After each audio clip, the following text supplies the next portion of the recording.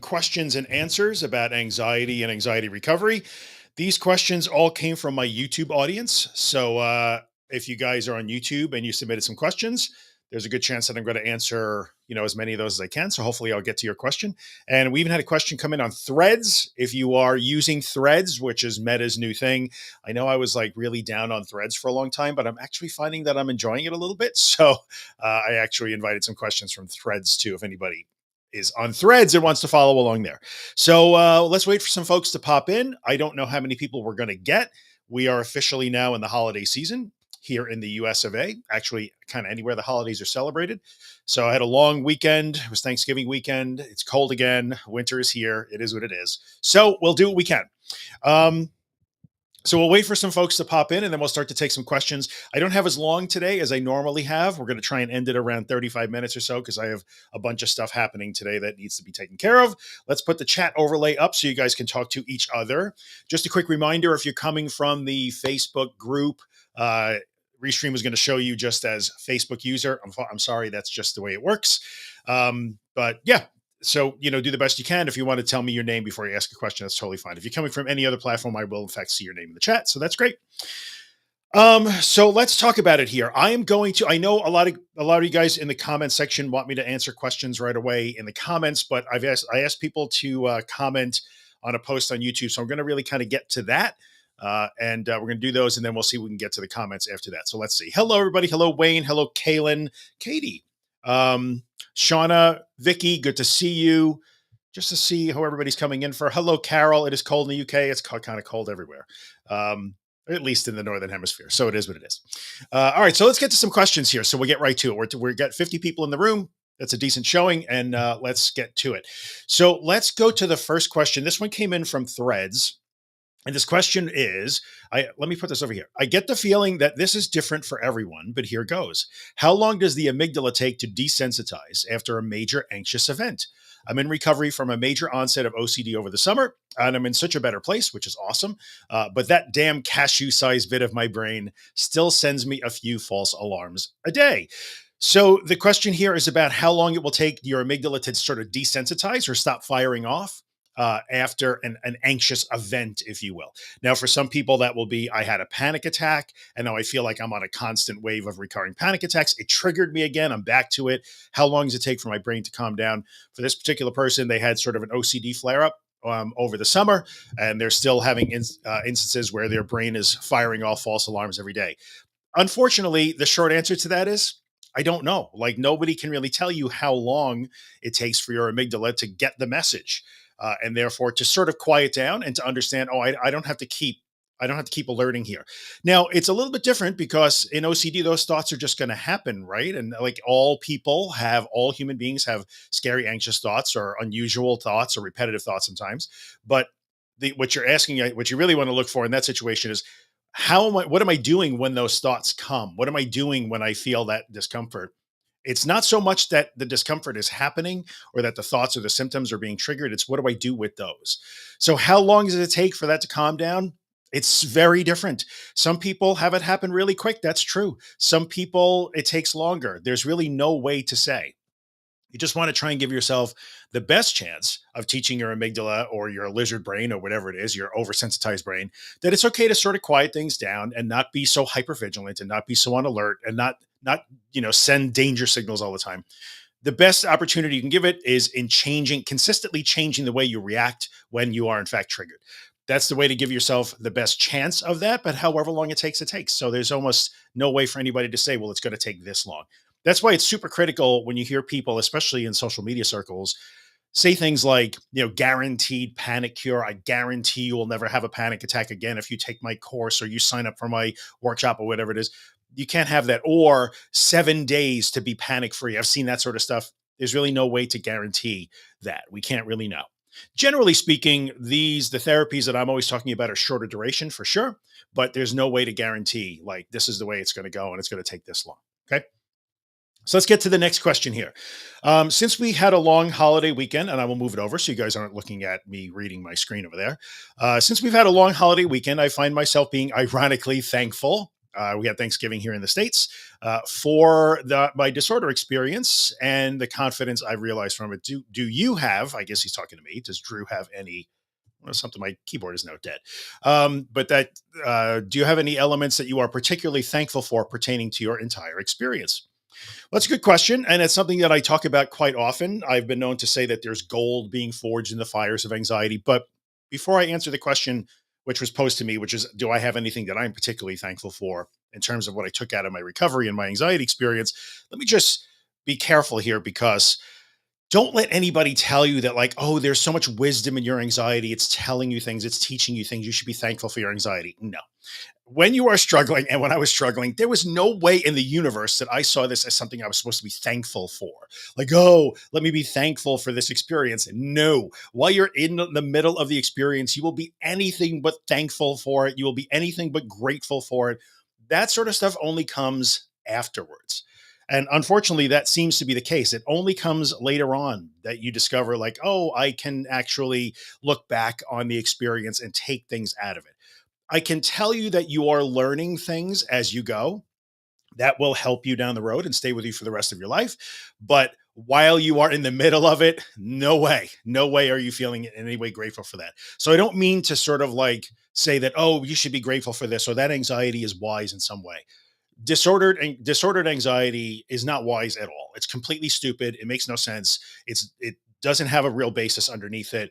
It's erroneous. It's misguided. There's no wisdom there.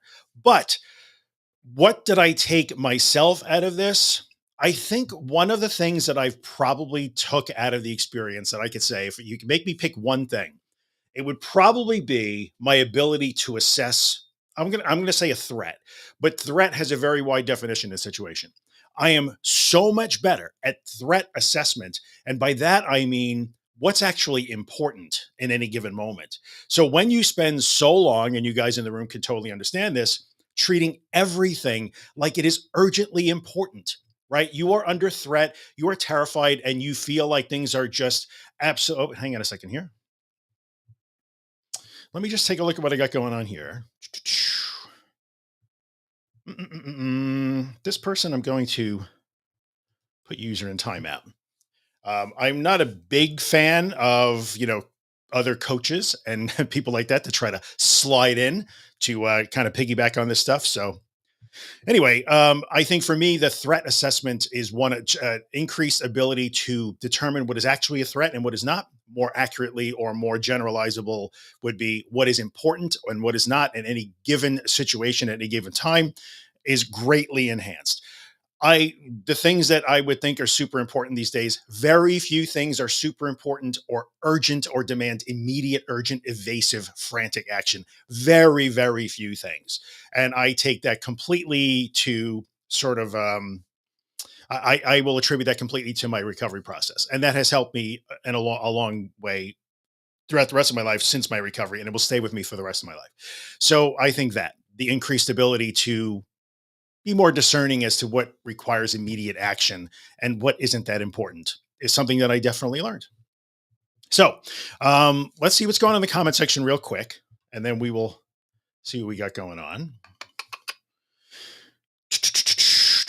No. First day back at work. Hey, Lane, good job. Very good. I will tell you guys that if you're hoping that I'm going to talk about your symptoms, I'm not. I'm not going to talk about symptoms. I almost never, ever, ever address particular symptoms because, as you heard me say, they are all the same. There is no symptom that's any special. There's no symptom that requires special attention. There's no symptom that requires special instructions or evasive action. They're all the same. Anxious bodies do things, and they're all the same. So I'm not really going to answer questions about, can you talk about this particular symptom? So next question that we had from YouTube was, hey, Drew, I've come a long way in recovery from agoraphobia and I no longer fear panic attacks, but I do fear agoraphobia, if that makes sense. I'm worried that a panic attack may trigger avoidance behaviors and lead me back into agoraphobic state. Basically, like I've forgotten the lessons because I'm in such a fearful state. Basically, I don't fear the panic attack sensations, but I do fear the behavior changes I may be more susceptible to making. Any thoughts on how to address this concern? I don't fear the panic attack sensations, but I do fear that I will make behavioral changes because of them. So see how there's a little bit of a a dichotomy. There's a little bit of a mismatch there. It's hard to say I don't fear it anymore, but I do think that I'm going to make behavioral changes if I do panic or I do get really anxious. In the end, and this goes to setbacks, reversion, whatever you want to call it. I've done podcast episodes about setbacks. I've done, but what if it comes back? Josh and I just did, and Disordered, we did an episode of Disordered not too long ago on reversion and setback. We talked about this stuff. There's the difference between I am reverting to old habits. I'm reverting to old habits. I'm afraid and I'm doing it the old way again. And I think that I might do that. I think, or I worry that I might revert to old habits is a thought. It's the same thought as what if I never get better? Well, what if I never get better is just a thought. It's not a prediction. It's not something you have to be careful about. It's not something you have to do anything about.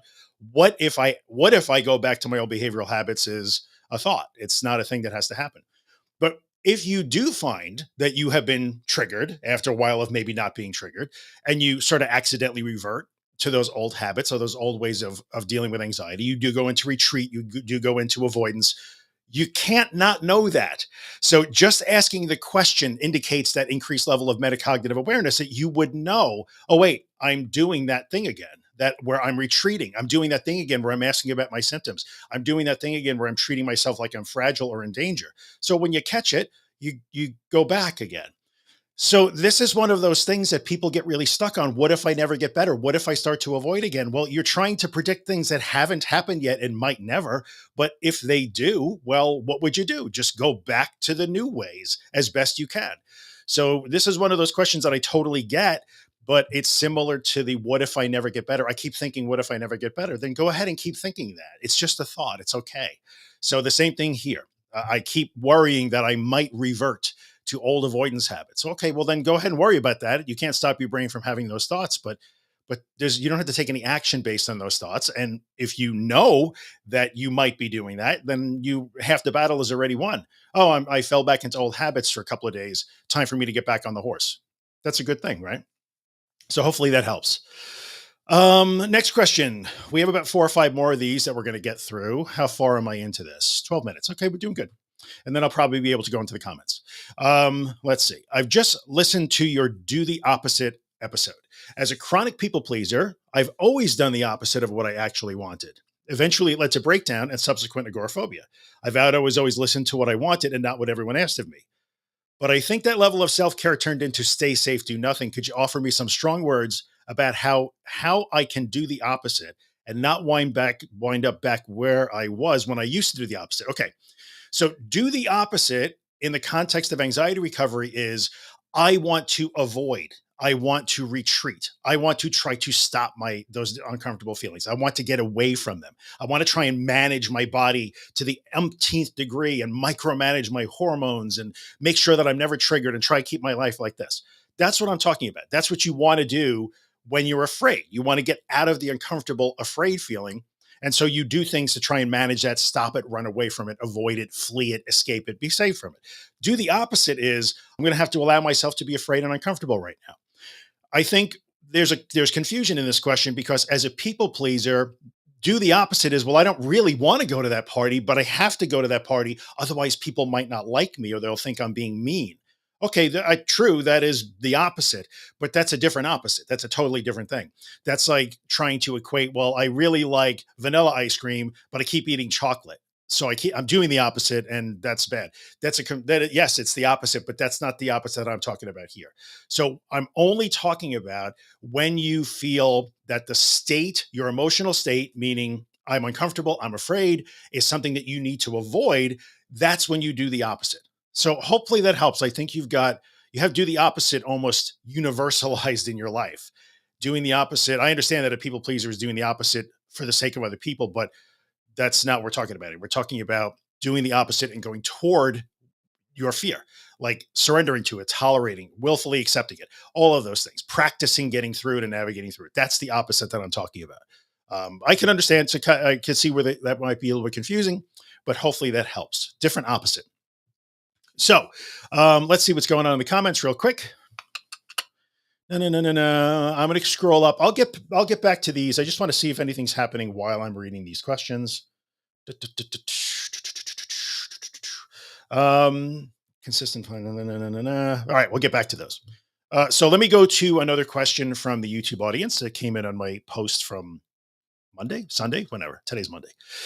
Do you think Drew, do you think that anxiety was worth it? If so, what do you think you've gained now that you're on the other side of it? So this is similar to the other question. Is there any part of my anxiety and recovery experience that I'm particularly grateful for? The one that I said I was particularly grateful for was an increased ability to discern what's a threat and what's important and what is not. But do I think it was worth it? It's a hard question.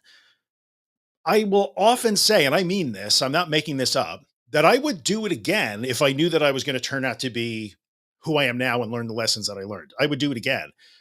Do I want to do it again? No. So was it worth it? It's a really good question. It's making me think because I might say that maybe it was worth it because I'm not sure of another experience that would have taught me these lessons as well as this experience did. These are lessons that a lot of people, they read books and they follow gurus and they go to weekend retreats to try and learn these lessons. And sometimes, as much as we want to learn the lessons, we can't because there's no imperative to learn them.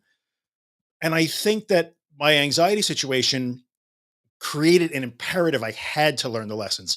So it may have been worth it, in air quotes, if you will, because I probably did a better job of taking these lessons on because I had no other choice. It forced me to confront these things and learn these lessons.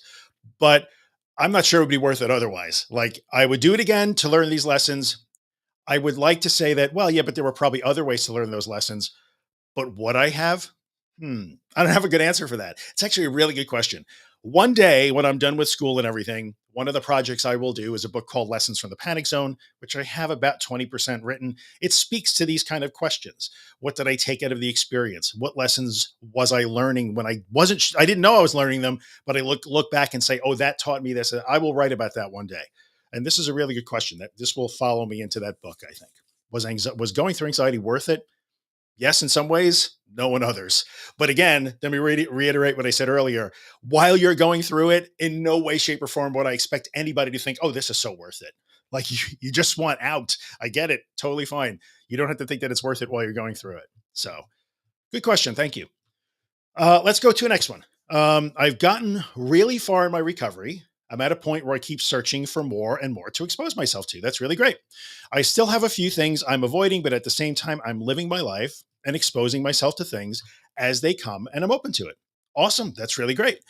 What is a good balance between forcing yourself to expose yourself to things you avoid versus just living your life and doing things when you have to? This is an excellent question. There's no hard and fast rule on this. Everybody gets to make their own choice here. And I can't give you like universal advice, like, oh, this is definitely do this. I would say you have to look at the times in your life when you are factoring anxiety into the picture. So when you have things to do, things come up, there are challenges, you're triggered, whatever, you're under stress. If you have to include anxiety and how you might feel, and if you feel capable of handling that, and if you're afraid of that, into the equation, and that's happening on a regular basis, then there's probably things that you still should be pushing yourself to work on. If there are things that come up once every 4 years, it would be hard to argue that you have to intentionally try to practice those things that you almost never have to do in order to get better.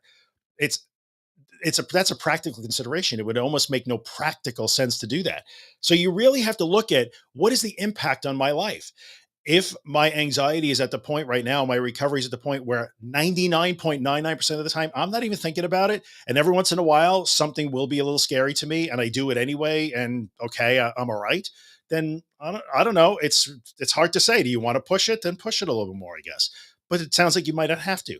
But if you feel like, oh no, it's still playing a reasonably major role in my life and factoring into a lot of my decision making, and I'm weighing anxiety in as a variable, then there probably is a reason to keep pushing. The danger of not pushing, or the danger of saying this is good enough while it's still pressing on you. I'll give you an example.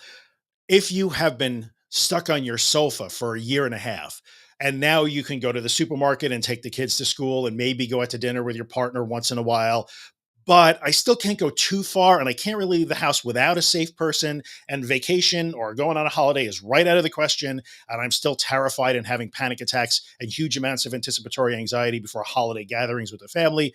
Well, you might be tempted to say, yeah, but I'm much better than I used to be. And that's good enough. But there's still a lot of impact there.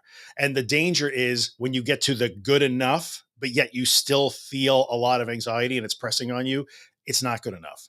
But again, everybody gets to make their own choices here. I don't get to tell you what to do, if that makes any sense. So, really good question. Really good question. I wish there was a good black and white answer for you, but unfortunately, like most of this stuff, there's not. If there was, I would give it to you. So, let's get to the next question, and we'll go into the comment section. I have two more questions to do. Now that you're almost done with school, is there anything you would change about the Anxious Truth book? It's a good question. That book, which was published in 2020, so it's now 3 years and change old. And by the way, if you have purchased The Anxious Truth, thank you so much. In my wildest dreams, I would never have thought that book has sold tens of thousands of copies for an independent author with no publisher. That is huge. Like, there's a lot of people that read that book, and a lot of people read that book because their therapist asked them to read that book. I'm immensely proud of it, and I'm so grateful and thankful to all of you who have supported that book. I have wanted to do a second edition of that book since I hit the submit button at Amazon on KDP. There's always something else you can add. And if you ask anybody who's written a book like that, like The Anxious Truth, down the road, whether it's a week, 2 weeks, a year, 2 years, we would all say, oh, yeah, I want to change this, this, this, and this. For me, it's I want to add things. And that's already a big ass book, but I have things that I would like to add to it because there are things that I know I left out. Here's the interesting part. It's not because of my formal training over the last 18 months in my grad program. I would say there's very little that I've done in my grad program that would make me want to change that book or revise it in some way. What does make me want to change the book and revise it and add things is you guys and hearing from you and talking to you and having conversations with you. Will there be a second edition of that book one day? Yeah. Or a companion book that goes into some of the things that I just didn't have the time to add in there, or maybe wasn't aware enough in terms of what was important in the community. So there'll either be a second edition of that book one day, or there'll be a companion book to go along with it. I've talked about writing a book that's focused on GAD and health anxiety and those things, where it's the similar, like accept, allow, tolerate, surrender, but in the opposite direction, the doing things versus not doing things. So maybe that, I'm not sure. But that's a great question too. Surprisingly, it has nothing to do with school. At the risk of tooting my own horn, my formal training is teaching me that I I know plenty about anxiety disorders. What I'm learning is not the theory of anxiety disorders. I already know a lot about that. And I'm proud of that because I spent a lot of time learning that stuff. It's other stuff. It's the process of being a therapist that I'm learning about more than anything else. But yeah, I'll revise that book one day. And the last question before we go into the comment section. Toot, toot. I see your comment down at the bottom there behind my window. Is it normal to experience lack of drive or just constant fatigue and lack of willpower? That's two different things. The whole process of recovery I find so hard because I just don't have any drive in me. I am seriously lacking in determination. Okay. So, first of all, it sounds like a struggle, and I'm really sorry. The person that asked the question, if you're watching or on the replay, it's a tough spot to be in for sure. And my heart goes out to you. But there's two different things there. There is fatigue, which, yes, fatigue is part of the process. Doing scary things, facing your fear, navigating through being triggered, intentionally allowing yourself to have scary thoughts or panic attacks, doing things that terrify you that you don't feel like you should do because they don't feel safe, that will wear you out. It will wear you out physically, it will wear you out mentally, it will wear you out emotionally, right? And that's why the topic of self-care is important. Everybody gets to take a break. That's we get tired. You're going to get tired. That's true for sure. But I think what you have to really look at is the other part is I don't have determination or willpower. That's different than I'm tired. If you're tired, it would be harder to tap into determination and willpower. There's no doubt about that. But the drive to get better is almost independent from fatigue.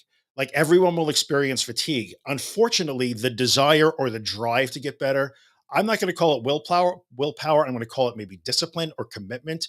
And this is not accusatory. I'm not saying that you're doing it wrong. The person asked the question, sorry.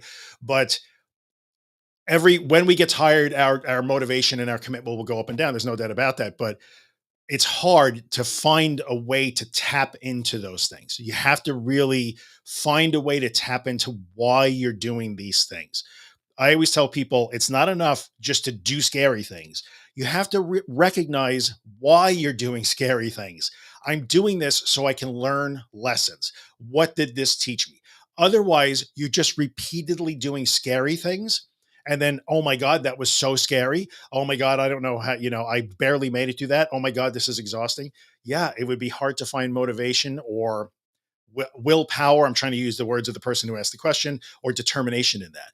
Always connect back to, why am I doing this? What is the purpose of doing scary things? What is the purpose of doing exposures? What is the purpose of tolerating, accepting, surrendering, floating, all of those things, allowing myself to be triggered?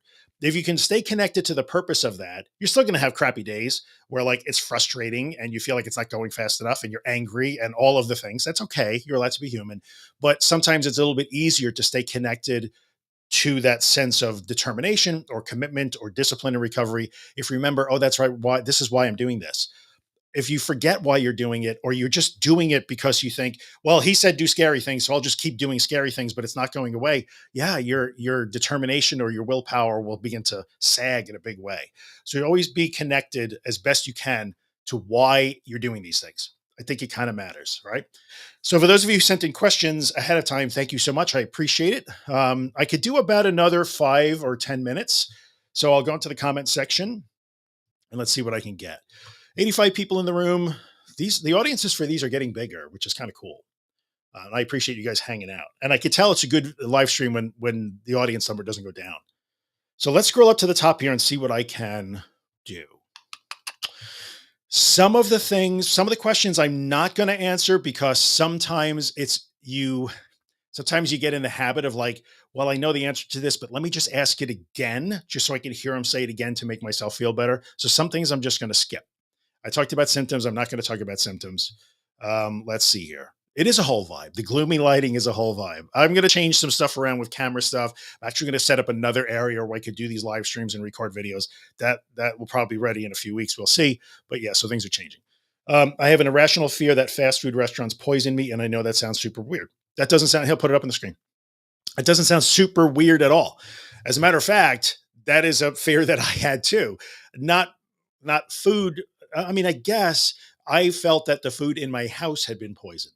And I just had that irrational fear that like somebody clearly somebody clearly poisoned this orange juice container in the factory. So I can't drink from that orange juice. It is very common. So don't beat yourself up for having that fear. It's actually very common. Anxious minds will come up with all kinds of what we would think would be ridiculous fears, but they feel real at the moment, right? So don't beat yourself up for that. Let's keep going.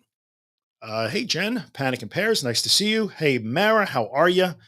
In the UK, let's see here. I'm not going to talk about tingling and numbness. Cold and gray Moscow. Welcome, Moscow. It is cold and gray there, I'm sure. Hang in there. Winter doesn't last forever, right? In recovery, is it normal to feel weird? Yes, let's throw this up. This is a really common question, too. Is it normal to feel weird or off? I like off, right? So amorphous. Like just feel weird or off when you don't have anxiety anymore. It is. It's very common. As a matter of fact, I think this is more common than you think. And I've heard people interpret this as I'm waiting for the anxiety to come back, which makes sense. Like if it's been smacking you in the face for so long and it stops, you're always going to be like waiting for it to smack you in the face again. Totally normal. Be patient, give yourself some time. That will quiet down. It really does. The idea that you feel a little bit off, I've heard people interpret that as, well, I feel so empty now. Anxiety used to be there all the time. And now that it's fading away, I feel empty and I don't know what that means. It's a disturbing feeling because anxious people hate a change in how they feel. So if you went from this level of agitated all the time down to this level and it feels empty or dull, that's a threat. I feel different. So that's a threat. I have to dig into this to see if it's okay to feel that way. And the other thing that I've heard people interpret this as is somehow, does this mean I'm depressed because I'm not anxious anymore? They interpret it as that and they're wrong. Or am I bipolar because I'm anxious and then I don't feel anxiety and I feel empty? No, that's not what bipolar is. So yes, getting used to not being anxious is a thing. I used to think like, geez, I used to have a full-time job being an anxious person. I got fired from my job as an anxious person. So that was really weird. And I didn't know what to do with that. So yes, it's very common. Very, very common. Um, let's keep going here. Mm-mm-mm-mm-mm. I'm not going to talk about whether anybody, I'm never, ever, ever going to answer a question about whether you should take meds or stop taking meds. I'm never going to answer that question. I know you guys email me about it. You ask in the comments. I'm never going to answer a question about whether or not you should stop meds, stay on meds, or take meds. I'm never going to answer that. It's individual. And I have no business advising you on medication. Zero.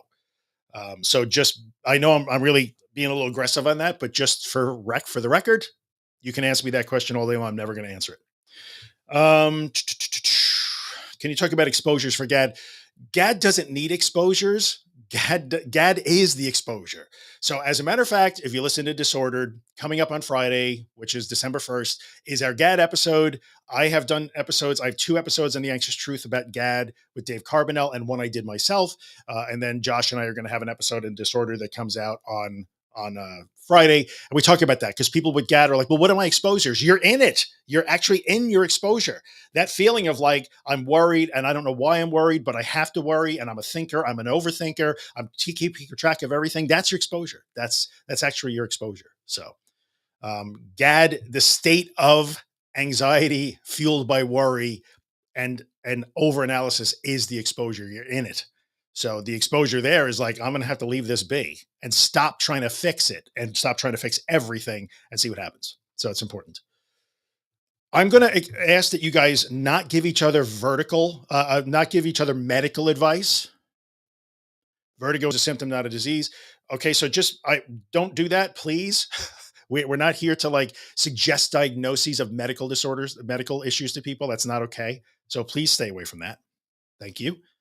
And again, a lot of symptom talk here that I would prefer not. I don't want to make a space for that. I do not want to make. I make this space every other Monday. Please don't use it for that, and don't give each other suggestions about medical issues.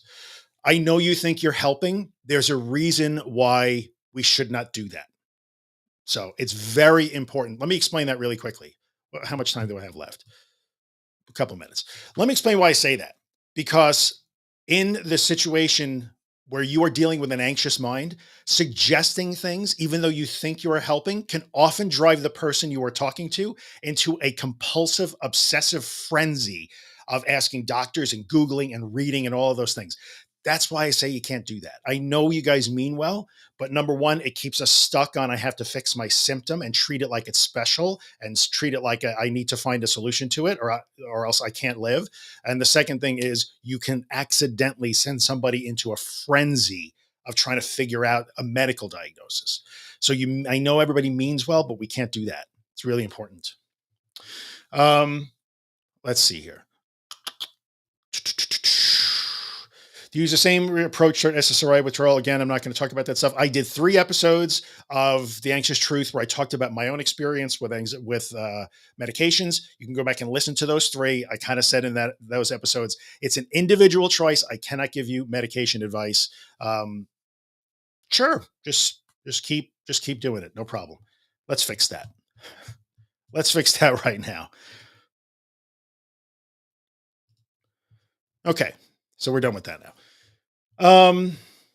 Let's see. Let's go up to the top here. I can't give you SSRI advice. Is it the same? I will tell you this because people ask this question all the time. People will ask, do I have to be off my, do I have to, Sammy, please stop. I'm asking you nicely, or I'm going to boot you out of this. Please, Sammy Joanne, stop. You can't do that. It's not okay. That's my last time I'm going to say it. I'm going to ban you. You won't come to any of these anymore. I know you mean well, but it's not okay to do that. So let me go down here. People will ask all the time, do you have to stop taking SSRIs for this to work? All I will tell you is there are people in this community that are on medications and will stay on them. Totally fine. I have people who are not going to stop or who are going to try to stop taking their medications. Totally fine. And I have people who have never been on medications and are not going to do that. They don't want to take medications. Totally fine. Everybody's welcome in all of those cases. So I can't tell you, I can't advise you on that. Let's see here. I'm going to scroll down and try and get a few more if I can. Let's see here. Constant fight or flight to just relax. I'll put this up on the screen. I'm in constant fight or flight. Any recommendation to just relax. You kind of can't just relax. It's not a thing that you could just decide to do. Give me tips on relaxing. You can only teach yourself that it's okay to relax by doing the best you can to relax even when you're not calm. That's a very roundabout answer, but it's important. Just relax is not a thing that I would ever say, because it sounds like you could just decide, well, just do this magic thing and you'll relax. There's no such thing. You can only learn through repetition that it's okay to relax by trying to relax when you think it's the last thing you should do. Let's see here. I'm going to go down. I'm never going to get to all these comments, guys, because we're running out of time very shortly. No, no, no, no, no, no, no. Let's see here. People pleasing, letting go. I'm going to keep going. I'm sorry. I'm scrolling here. Mm.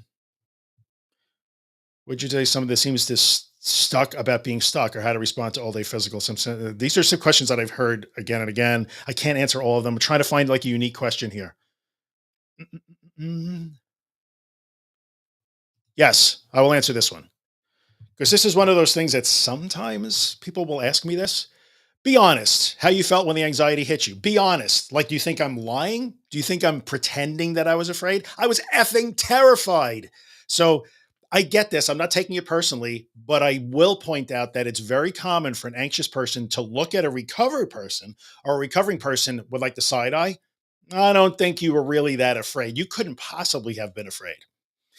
If I connected you with the people in my life who saw me back then, they would confirm. So yes, I was effing terrified. Did you actually say, I feel like I faint? Let's see if I faint. I did. I actually did. You can choose to believe that I didn't say that because you think it's impossible for you, but I did do that, and people do that. So yes, I'm not angry at that question, by the way. It's a funny question. But yeah, the side eye is a common thing. Like, I don't know, these people say that they're getting better, but they can probably not as bad as me. They didn't really have I've had people say, you've clearly never actually had a panic attack. I'm like, okay, move along then, unsubscribe, I guess. So it's a thing. More med questions I'm never going to answer. um how would you know what you've been working towards when being an anxious person has been your identity since you were young? That's a good question. And then I got a boogie. I'll maybe do one more after this. um, when being an anxious person has been your identity since you were young. Well, in this situation, this is the whole like, I'm going to have to try something different. So, as a young person, we could go back, we could talk about this for hours, for weeks, probably. Personality theorists would say that, starting with Piaget, would say that, like, okay, well, we develop our personalities and we become who we are by exploring and trying and taking risks and falling and scraping our knees and getting back up and trying again. And that's how we develop our personalities and identities.